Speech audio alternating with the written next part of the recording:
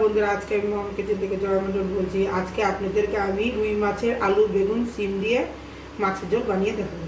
বেগুন আলুর ঝোল বানাতে লাগছে, প্রথমে এখানে রুই মাছ আমি আগে থেকে ভেজে নিয়েছি, এখানে আলু কেটে নিয়েছি, সিম বেগুন অল্প একটু কুয়া, এখানে আমি জিরা লঙ্কা আদা পেস্ট করে নিয়েছি, হলুদ আর লবণ। পরে আমি একটু ধনিয়া পাতা দিয়ে দিব। কড়াই গরম করে রেখেছিলাম, এখন আমি তেল দেবো। তেলটা গরম হোক, এখন আমি তেজপাতা ফোড়ন দিব, একটা শুকনো লঙ্কা, পাঁচফোড়ন,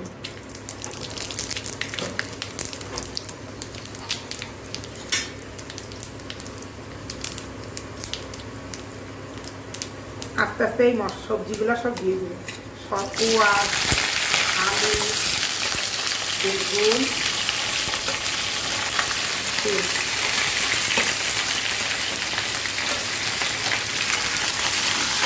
এটাতে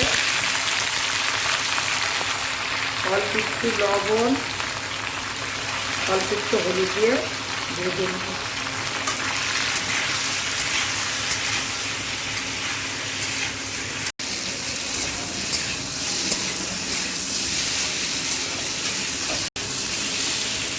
এখন আমি এর মধ্যে মশলাগুলো দিয়ে দিই,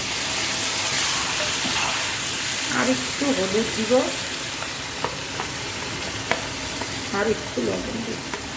এখন এগুলোকে আমি ভালো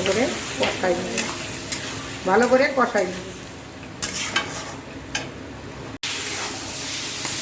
কষানো আমার হয়ে গেছে। এখন আমি জল দিয়ে দিই।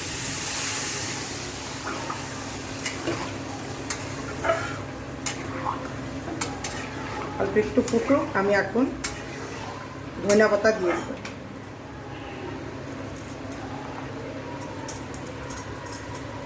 এখন ভালো করে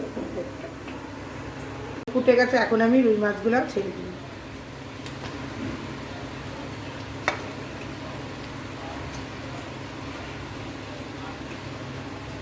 রুই মাছের আলু বেগুন সিমের ঝোল হয়ে গেছে, এখন আমি গ্যাস বন্ধ করে দিই। আমার ভিডিওটা পছন্দ হলে লাইক শেয়ার সাবস্ক্রাইব করবেন।